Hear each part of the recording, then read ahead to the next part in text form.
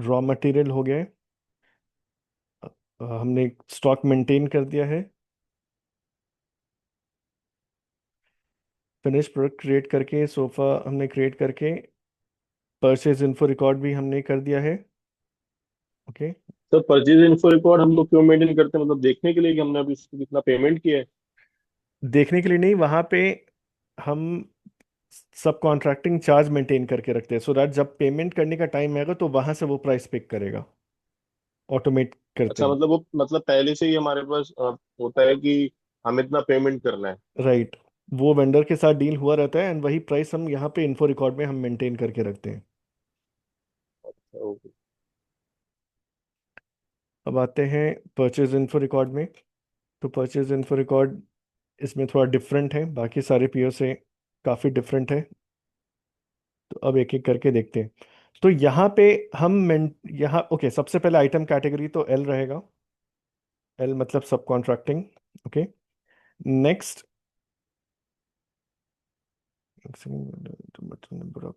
Okay हाँ ठीक है।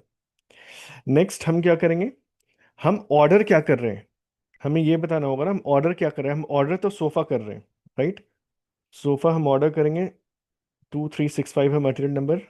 इसको पहले पहले ये एंटर करने दो, देन काफ़ी समझ आ जाएगा हम कितने ऑर्डर कर रहे हैं, एक पीस लेट्स से।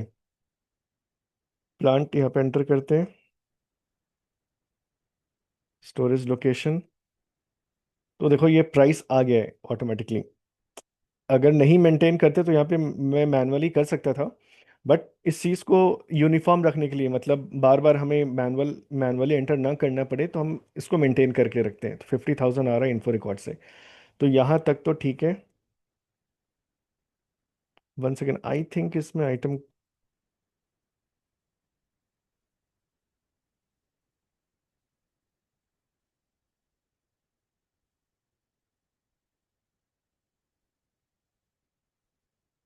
ठीक है। सो ओके, मैं समझ गया। इस एफ ई आर टी में भी प्रॉब्लम है, इसलिए यहाँ पे यार अकाउंट असाइनमेंट मैंडेटरी। ओके, पहले मैं देख लेता हूँ कि ये भी फिक्स हो जाता है, नहीं तो दूसरा मटेरियल टाइप में लेता हूँ। तो सेम मेरा भी यही हो रहा था।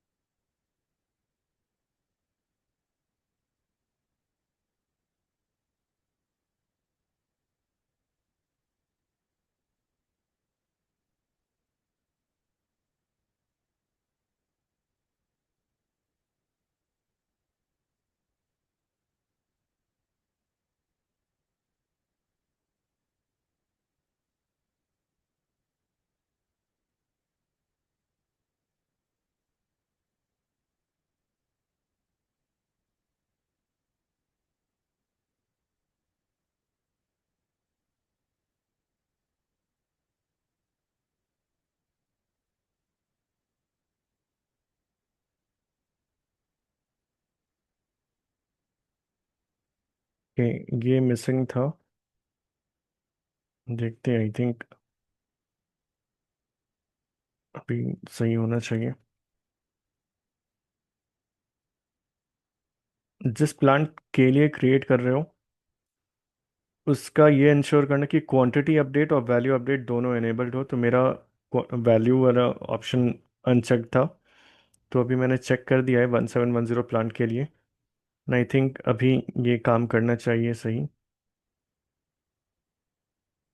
आते वापस से ME21N।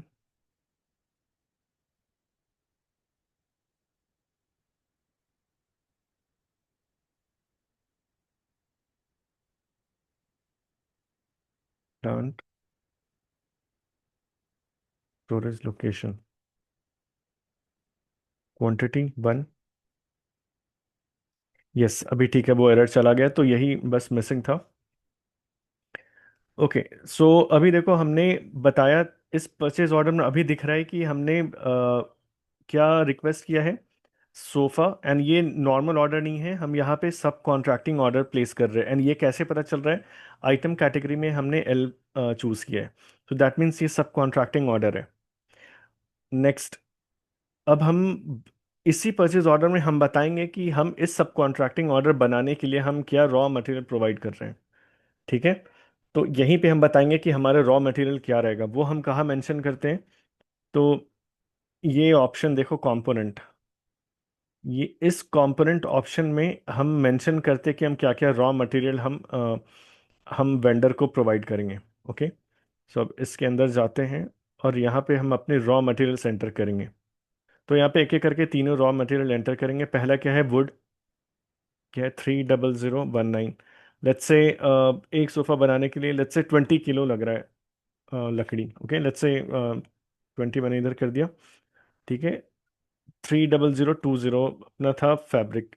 लेट्स से एक सोफा बनाने के लिए मुझे लग रहे हैं 15 मीटर, 15 इधर डाला।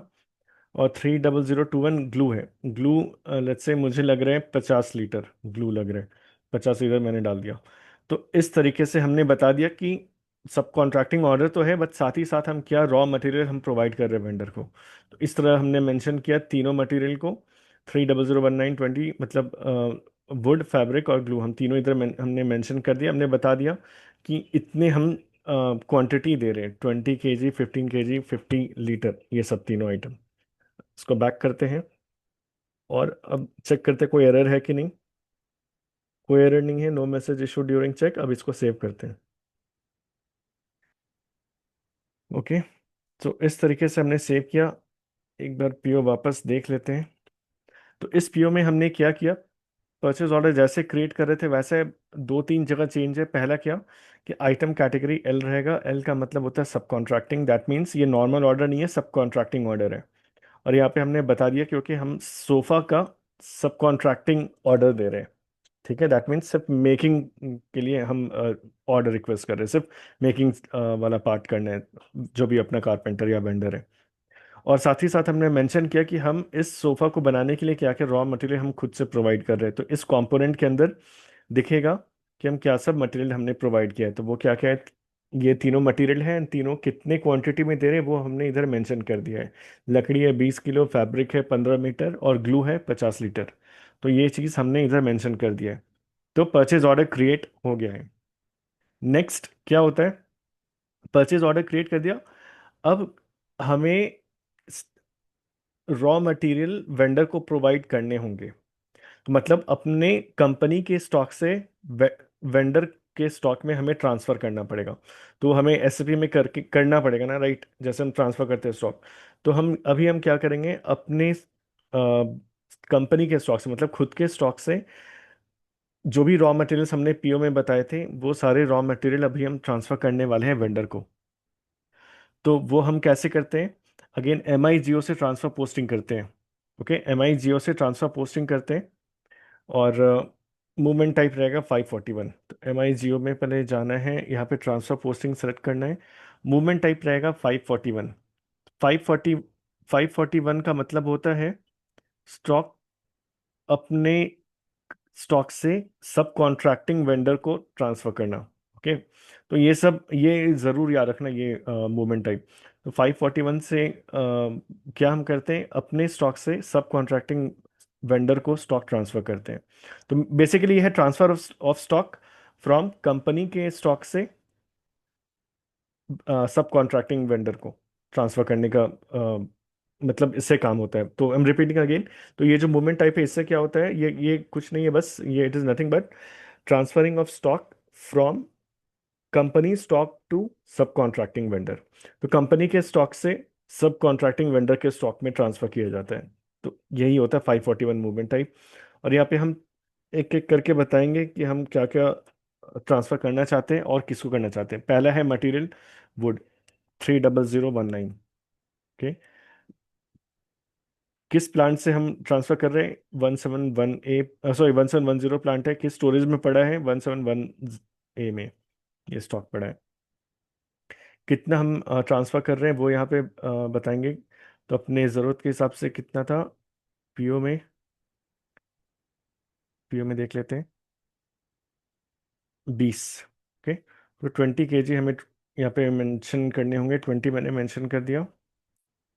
ओके, वेयर में जाकर के, ओके वेयर नहीं, पार्टनर में यहाँ पे हमें बताना पड़ेगा कौन है अपना सब कॉन्ट्रैक्टिंग वेंडर, मतलब किस वेंडर को हम ट्रांसफर कर रहे हैं।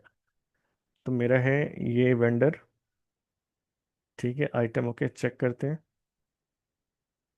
ओके ओके ओके, ये यहाँ पे नहीं एंटर करना है, सॉरी, ये नॉर्मल वाले केस में होता है। हमें सब कॉन्ट्रैक्टिंग वेंडर को ट्रांसफर करना है, तो यहाँ पे हमें एंटर करना होगा। ये देखो, name of supplier, transfer posting.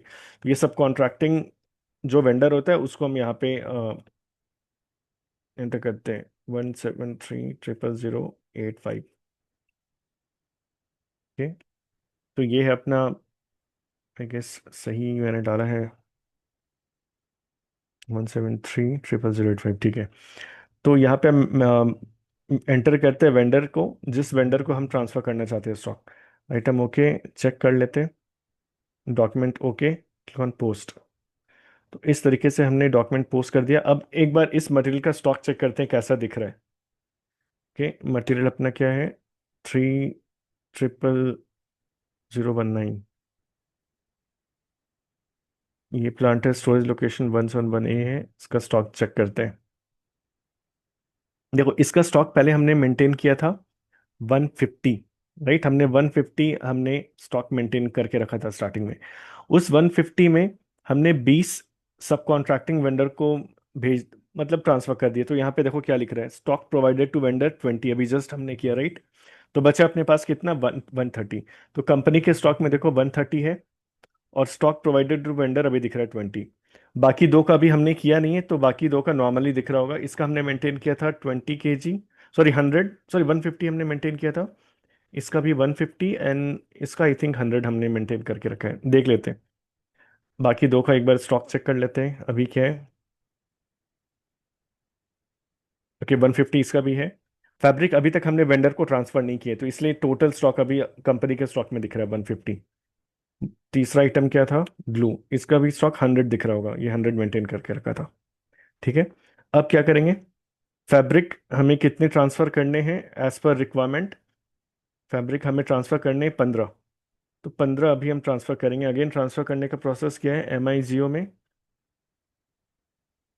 Transfer posting select करना है, ये अदर रहेगा, और यहाँ पे मूवमेंट टाइप 541 सेलेक्ट करना है। 541 अगेन मैं रिपीट कर रहा हूँ, इसका मतलब होता है transferring of stock from company के स्टॉक से सब कॉन्ट्रैक्टिंग वेंडर को। ये मटेरियल दूसरा एंटर करना है, ये फैब्रिक, ये कितने हमें देने हैं, 15 मीटर। 15 मीटर यहाँ पे लिखते हैं, पहले प्लांट एंटर कर देते हैं। किस प्लांट से हम ट्रांसफर कर रहे हैं, ये देखो यहाँ पे फ्रॉम लिखा है, राइट। यहाँ पे ध्यान देना, यहाँ पे फ्रॉम है, और यहाँ पे डेस्टिनेशन हमें बेसिकली बताना है कि कौन है अपना सब कॉन्ट्रैक्टिंग वेंडर, ठीक है। तो यहाँ पे स्टॉक बताएंगे कितना हमें ट्रांसफर करना है, 15 मीटर। किस, कौन, किस वेंडर को, कौन है अपना सब कॉन्ट्रैक्टिंग वेंडर, यहाँ पे एंटर करेंगे, ठीक है। आइटम ओके हो गया, चेक। Document okay, post. अब इसका एक बार स्टॉक चेक करते हैं, MMB में ये मटेरियल है, ठीक है। तो एक सेकेंड, 20 का किया था, 21 का नहीं, 20। तो देखो 150 में से 15 हमने सब कॉन्ट्रैक्टिंग वेंडर को दे दिए, तो बचे अपने पास 135, तो ऐसा दिखेगा, ठीक है। ये देखो, stock provided to vendor, company के पास खुद कितना बचा है, 135। ये हो गया डन। एक और लास्ट मटेरियल बचा है ट्रांसफर करने के लिए, वो है ग्लू। ग्लू हमें 50 लीटर आई थिंक देने थे, यस 50। यहाँ पे मटेरियल एंटर करते हैं, 21। प्लांट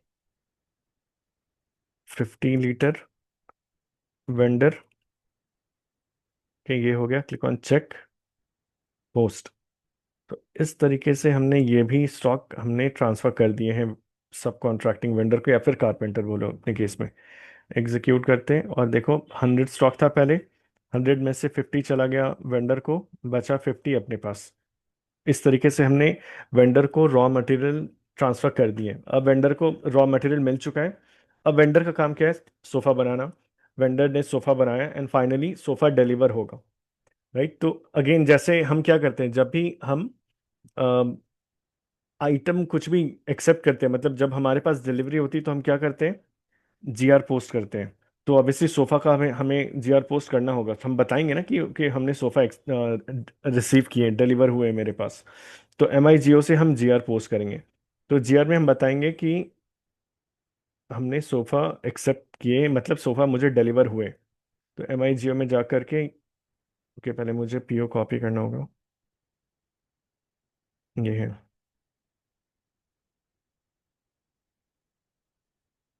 तो अब हम जीआर पोस्ट करेंगे, गुड्स रिसीट, ये रहेगा परचेज ऑर्डर, ये purchase order number, enter. Okay, so item okay. देखो एक आइटम, एक सोफा रिसीव हो रहा है अपने पास, आइटम ओके हो गया। क्वांटिटी यहाँ पे 1 दिख रहा होगा, 1 है। अब इसको सेव करते हैं।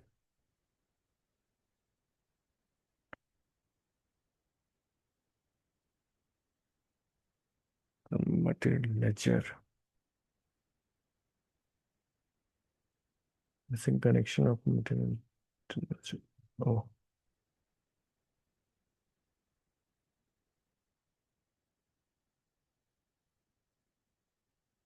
आई थिंक उस मटेरियल में जो इशू आया था, सॉल्व करने के बाद मुझे आई थिंक फिर से एक सोफा के लिए क्रिएट करना पड़ेगा, मैं देख लेता हूँ।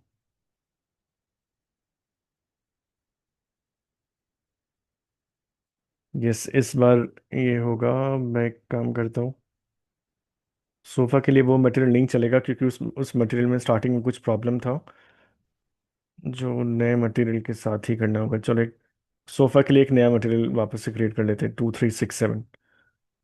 सोफा है अपना 2367। ओके, तो मुझे अ, फिर से फ्रेश पीओ क्रिएट करना पड़ेगा। ओके, करते हैं फिर। ME21N से सारा कुछ करना पड़ेगा शुरू से। तो इधर ध्यान देना, ये चीज़ काइंड ऑफ रिवीजन ही हो रहा है। तो आइटम कैटेगरी एल रहेगा, यहाँ पे हम सोफा मेंशन करेंगे। 2367 है अभी मेरा, 65 वाले में कुछ एक इशू था जो फिक्स हो चुका है already. PO quantity 1। Okay. Okay, इसका हमें, ओके इस बार इन्फो रिकॉर्ड मैं मेंटेन नहीं करता हूँ, जाने देते हैं, डायरेक्टली अभी करेंगे। अभी देखो नेट प्राइस ब्लैंक आएगा, राइट। तो इस बार मैं लेट्स से 35,000 में मेंशन करता हूँ, ठीक है। ये होने के बाद हमें बताना होगा कि हम क्या रॉ मटेरियल प्रोवाइड कर रहे हैं। ओके, यहाँ पे कंपोनेंट 19, ये वुड था। वुड लेट्स से हम कर रहे हैं 22 kg। दूसरा था फैब्रिक, लेट्स से ये कर रहे हैं 16 मीटर। और तीसरा था ग्लू, लेट्स से ये 25 लीटर, ठीक है। ये हो गया पीओ क्रिएट। चेक कर लेते हैं सब ओके है, सेव। तो अपने पास पीओ क्रिएट हो गया है। ओके, अब पीओ में जितने हमने इधर मेंटेन किए हैं क्वांटिटी रॉ मटेरियल के, ये हमें वेंडर को प्रोवाइड करने पड़ेंगे। बट वेंडर के पास ऑलरेडी है, तो आई थिंक पुराना वाला यूज़ कर सकते हैं, बट उसको इग्नोर करना, अभी बिल्कुल फ्रेश ही कर रहे हैं। तो मुझे 22 ट्रांसफ़र करने होंगे, 22, 16 और 25। तो पहले वाले मटेरियल का 22 हमें ट्रांसफ़र करना होगा MI जियो से, ट्रांसफ़र पोस्टिंग। ओके, 541, ठीक है। मटेरियल पहले 19, क्या क्या है,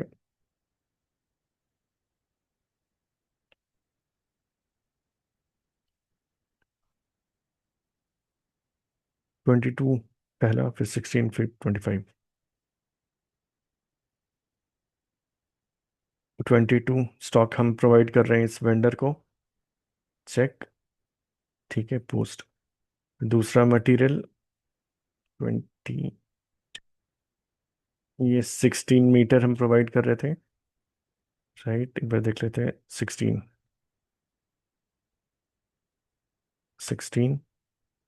पोस्ट, ये भी हो गया। तीसरा है 25। ठीक है, ये 25 चेक पोस्ट। सो ओके, हम इस स्टेज तक आ चुके थे जहाँ पे हमने बताया था कि हमारा पीओ जो भी है, इस पीओ में हमने एक सोफ़ा रिक्वेस्ट किया एंड एक सोफ़ा बनाने में ये सारे मटेरियल लग रहे हैं। वुड 22 kg, फैब्रिक 16 मीटर और ग्लू 25 लीटर। तो ये सारे मटेरियल हमने वेंडर को प्रोवाइड कर दिए। उसके बाद अभी हमें क्या करना है? अब हमें तो अभी हम बेसिकली क्या करने वाले हैं? ओके, ऑर्डर चला गया वेंडर के पास, फिर वेंडर प्रोसेस करेगा ऑर्डर, इस ये सारे रॉ मटेरियल को लेकर के सोफ़ा बनाने का काम स्टार्ट करेगा। जैसे सोफ़ा रेडी हो गया है, अब वो सोफ़ा डिलीवर होगा अपने पास। तो जब मुझे शुरू से देखा है, जब भी हमें कुछ मटेरियल डिलीवर होता है तो हम जीआर पोस्ट करते हैं, एक्नॉलेज करते हैं कि ओके हमने रिसीव किए। तो सेम काम अभी हम करेंगे यहाँ पे। ये पहले पीओ नंबर में नोट कर लूँ। तो इस पीओ के अगेंस्ट मैं जीआर पोस्ट करने वाला हूँ, जहाँ पे मैं एक्नॉलेज करूंगा कि ओके मुझे सोफा डिलीवर हो गए। ठीक है, परचेज ऑर्डर ये ले लिया, 101 मूवमेंट टाइप रहेगा ये, ठीक है। क्वांटिटी 1 हमने रिसीव किया, आइटम ओके, इसको चेक कर लेते हैं। ग्रीन हो गया, ठीक है। तो सेव कर लेते हैं पहले। इस तरीके से हमने जीआर पोस्ट कर दिया। अगर एक चीज़, एक इंटरेस्टिंग चीज़ देखना, इस डॉक्यूमेंट को मैं वापस से ओपन कर रहा हूँ। ये पहले मैं कॉपी कर लूँ। ये डॉक्यूमेंट को यहीं पे ओपन कर सकते हैं, यहाँ पे डिस्प्ले ऑप्शन रहेगा एक, ये A04। इसको सेलेक्ट करके यहाँ पे डॉक्यूमेंट नंबर पेस्ट कर देना, एंटर। तो देखो, यहाँ पे देखो ये सारे आइटम्स क्या क्या दिख रहे हैं, इसका मतलब क्या हो रहा है। देखो, हमने रिसीव तो किए थे सोफ़ा, राइट, बट ये तीनों क्यों यहाँ पे एडेड है वो मैं बता रहा हूँ। तो यहाँ सोफ़ा के सामने देखो, यहाँ पे ये 101 मूवमेंट टाइप है और प्लस सिंबल है, लेकिन यही इन तीनों में देखोगे ये माइनस साइन है। ठीक है, इसका मतलब ये हो रहा है, प्लस मतलब हो रहा है कि ये सोफा डिलीवर हुआ है। और 101 मूवमेंट टाइप मैंने स्टार्टिंग में बताया था, 101 मूवमेंट टाइप होता है जीआर पोस्ट करना, मतलब डिलीवरी होना किसी भी मटेरियल का। तो मतलब सोफा का मूवमेंट टाइप है 101, मतलब ये आइटम हमारे पास डिलीवर हुआ है। बाकी तीन का मूवमेंट टाइप देखो 543 है। 543 का मतलब होता है कि वो आइटम कंज्यूम हुआ है, वो आइटम यूज हुआ है सोफा बनाने में। एंड इसलिए इसमें माइनस है, क्योंकि ये सारे स्टॉक का कंजम्पशन हुआ है, राइट। लेकिन ये वाला जो स्टॉक है, सोफा का स्टॉक, हमारे पास ऐड हुआ है, इसलिए ये 101 है, और इसलिए यहाँ पे प्लस दिख रहा है, दैट मीन्स ये हमारे पास ऐड हुआ है। और ये तीनों के सामने नेगेटिव है, दैट मीन्स ये हमारे हमारे एंड से स्टॉक माइनस हुआ है। तो इसका मतलब यही होता है। और इसका यहाँ पे मतलब देख लेते हैं 543 टेक्निकली क्या होता है। 543 का मतलब होता है कि आइटम फाइनली कंज्यूम हो चुका है, वेंडर ने कंज्यूम कर लिया है। ये consumption from stock of material provided to vendor. ठीक है, मतलब होता है कि जो भी हमने रॉ मटेरियल प्रोवाइड किए थे वेंडर को, वेंडर ने उनका कंज्यूम किया है, मतलब उनका कंजम्पशन किया है। उन सारे रॉ मटेरियल को कंज्यूम करके raw material, sorry, finish material बनाए। तो अपने केस में इन तीनों रॉ मटेरियल को यूज़ करके, ओके, इन तीनों रॉ मटेरियल को यूज़ करके सोफा बनाए हैं अपना सब कॉन्ट्रैक्टिंग वेंडर। तो ये होता है सब कॉन्ट्रैक्टिंग प्रोसेस। एंड इसलिए पहले वाले मटेरियल के सामने प्लस साइन, दैट मीन्स इसका स्टॉक अपने पास ऐड हुआ, बाकी सारे तीनों जो रॉ मटेरियल है इनका स्टॉक अपने साइड से माइनस हुआ है, क्योंकि हमने वेंडर को प्रोवाइड किया। तो जो सब कॉन्ट्रैक्टिंग का जीआर डॉक्यूमेंट है, इस तरीके से ये अलग होता है बाकी सारे जितने भी जीआर डॉक्यूमेंट अभी तक देखे हैं। ठीक है, क्लियर है, टॉपिक समझ आया, कॉन्सेप्ट समझ आया इस सब कॉन्ट्रैक्टिंग प्रोसेस का।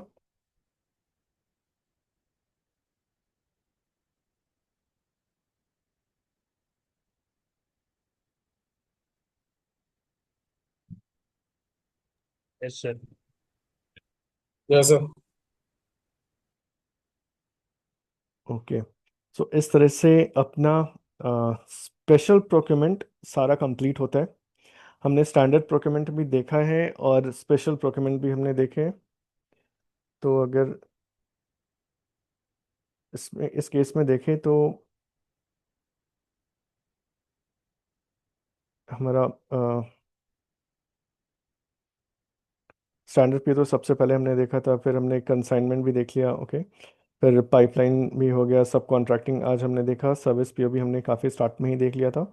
और स्टॉक ट्रांसफ़र जो 1 स्टेप 2 स्टेप स्टॉक ट्रांसफ़र था।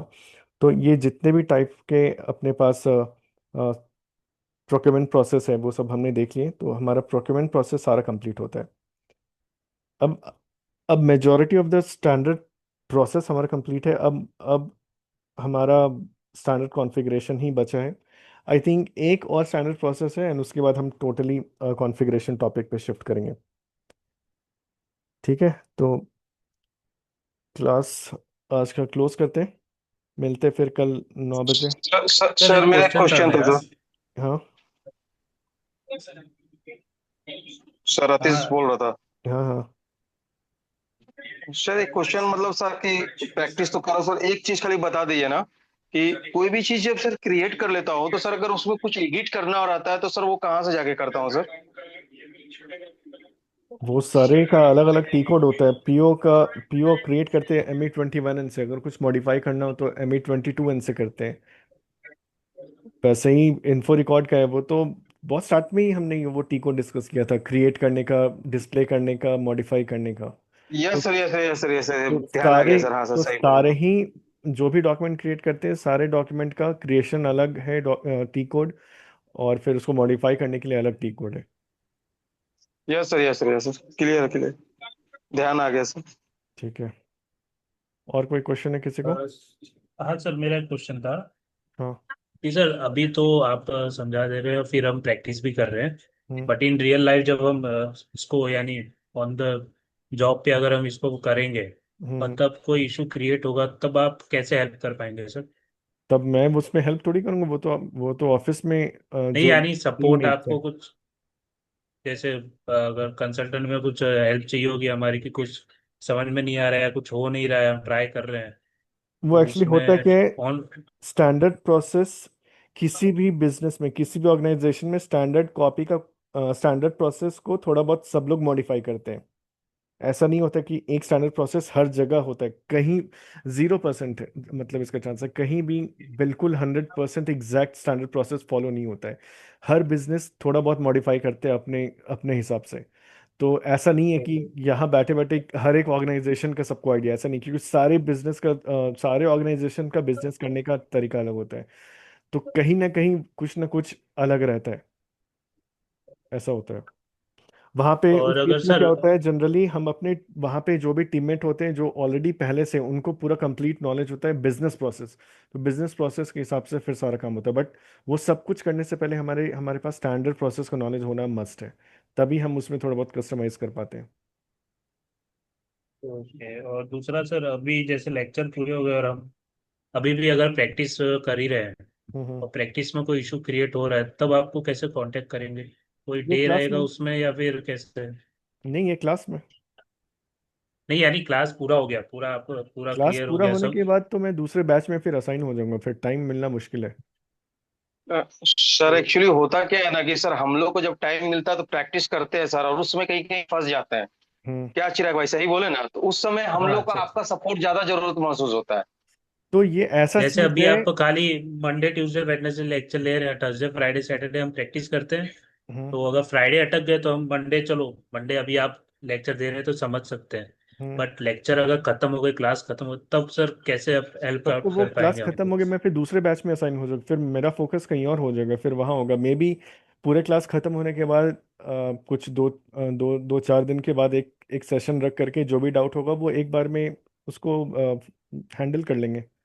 वो कोई बड़ी बात नहीं है। सपोज आज अमित क्लास खत्म हो जाता है, अमित सिलेबस सर, कंप्लीट होता एक्चुअली है। होता क्या है ना सर कि आपने थर्सडे तक क्लास करवा दिया था, फ्राइडे सैटरडे संडे हमने प्रैक्टिस करना शुरू किया। हम्म अब थर्सडे को ही मैंने प्रैक्टिस किया और वहीं पे मैं फंस गया। हम्म। अब वो क्या कि अगर आपसे फिर अगर कांटेक्ट करना है तो फिर वो मंडे को कांटेक्ट करना हाँ, पड़ता वो है। मंडे को और करना इस बीच पड़ता है में क्योंकि, 3 दिन पूरा मेरा डिस्टर्ब हो जाता है सर। तो याद होगा क्या, किस पॉइंट पे फंसे थे, वो कितना बेसिक सा चीज था, उसमें कुछ भी हाँ इशू सर नहीं वो था। याद तो फिर, तो नहीं वो सर तो वो लेकिन ऑलरेडी वो बेसिक तो है, रिकॉर्डेड लेकिन थी। यानी उस समय आफ्टर लेक्चर आप कैसे हेल्प कर पाएंगे, वो जानना था खाली, आफ्टर लेक्चर कि मैं क्लास बोल पूरा रहा हो हूँ, जाने के, सपोज सिलेबस क्लास आज पूरा होने के कंप्लीट बाद। होता है, आज सपोज सिलेबस कंप्लीट होता है, हाँ। 2 4 दिन के बाद एक डाउट सेशन होगा। फिर उस डाउट सेशन हम्म। में जो भी डाउट्स होंगे वो हैंडल कर लिए जाएंगे फिर।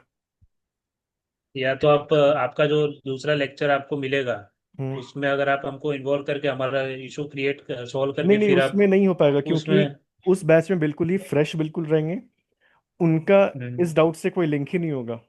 उनका बिल्कुल फ्रेश से स्टार्ट होगा, एंड यहाँ पे जो आप लोग के जो डाउट्स होंगे उनसे कोई मेल ही नहीं है होगा, कोई लिंक नहीं या होगा तो तो। फिर आप वीकली वन डे का एक दिन कोई कोई एक दिन जिसमें आप अवेलेबल हो, उस दिन आप अगर आप समझा पाए। हाँ मैं वही बोल रहा हूँ कि जब क्लास ओवर हो जाएगा, क्लास ओवर होने के 4 या 5 दिन बाद जो भी है, कोई एक दिन फ्री निकाल करके वो कंप्लीट डाउट सर हम सेशन लोग करेगा। ऐसा नहीं कर सकते क्या कि मंडे पहले टू मैं कंप्लीट वेडनेसडे कर लूँ, क्लास रख लें पहले मैं और कंप्लीट कर थर्स लूँ। अच्छा सॉरी सर।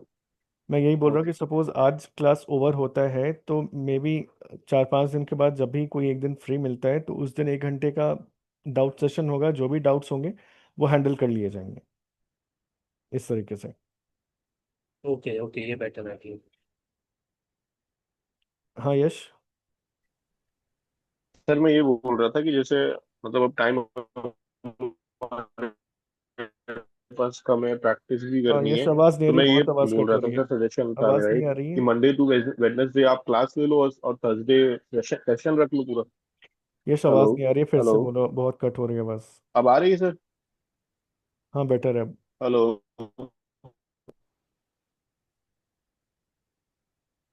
सर यश का कहना है कि मंडे हेलो। टू वेडनेसडे से क्लास हाँ सर रखिए। मैं ये बोल रहा था यश कि का कहना मंडे है। टू वेन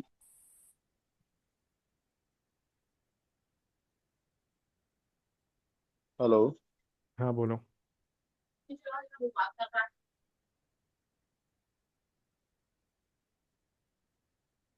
हाँ यश गो अहेड। सर यही बोल रहा हूँ, मंडे टू वेडनेसडे आप क्लास रख लो, थर्सडे को आप पूरा वो रख लो सर, डाउट सेशन। सर बोल रहा हूँ मैं। हाँ हाँ मैंने सुना, नहीं नहीं, थर्सडे को सिर्फ डाउट सेशन रखने का मतलब, डाउट कितना ही होता है, स्टार्टिंग के 15 मिनट काफ़ी होते हैं, फिर सारे डाउट्स तो हेलो। क्लियर हो गए। अगर सपोज आज ही वही होता तो मैं क्या करता, 15 मिनट में फिर खत्म हो जाता सब। सर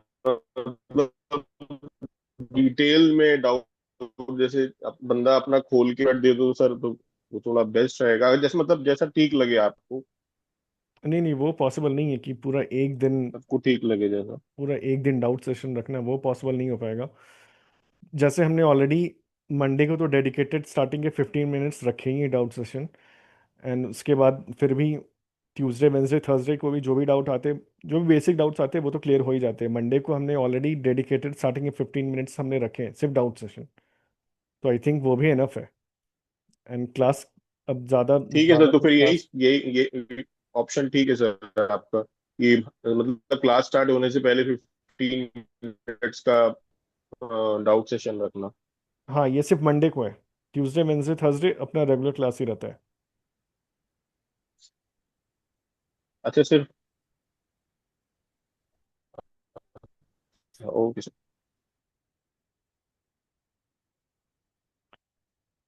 ओके, और कोई क्वेश्चन है किसी को?